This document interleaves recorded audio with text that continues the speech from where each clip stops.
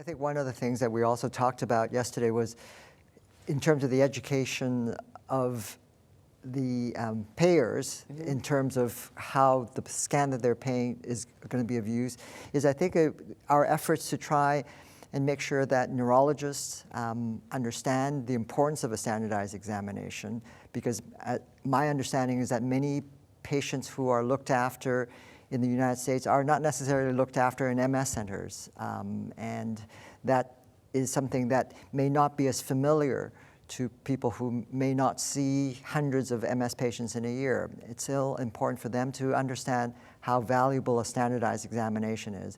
And then on the other side of it is that I think we need to have probably more efforts in terms of letting patients understand how important the scan is for them in terms of their care.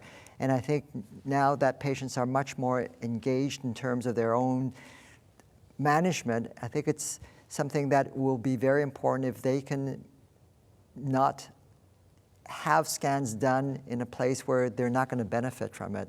They're paying for it, and yet the scans may need to be repeated, which will be additional cost. So I think the patients are very important in terms of this whole cycle, because they're the ones who could, when they go to the center, ask specifically, are you doing this? And if those cards that we're talking about become available, I'd love to have patients have those cards where they can show up and say, are you doing it this way?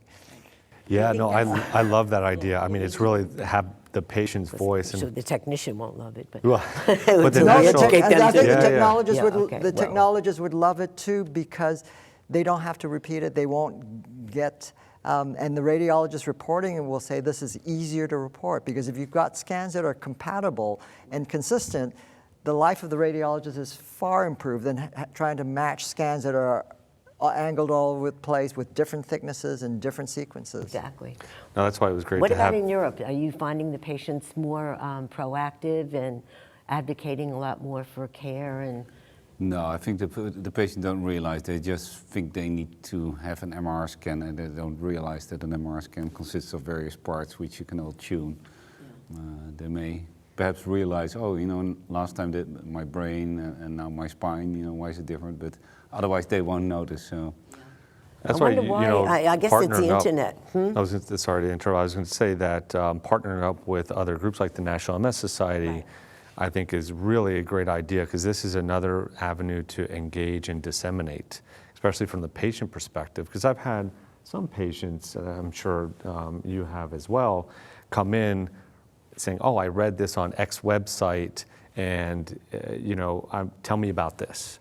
And so the patient has a strong voice. And so I could see that, almost that, you know, oh, I read about these guidelines. You know, am I getting, you know, 2019 guideline related MR imaging?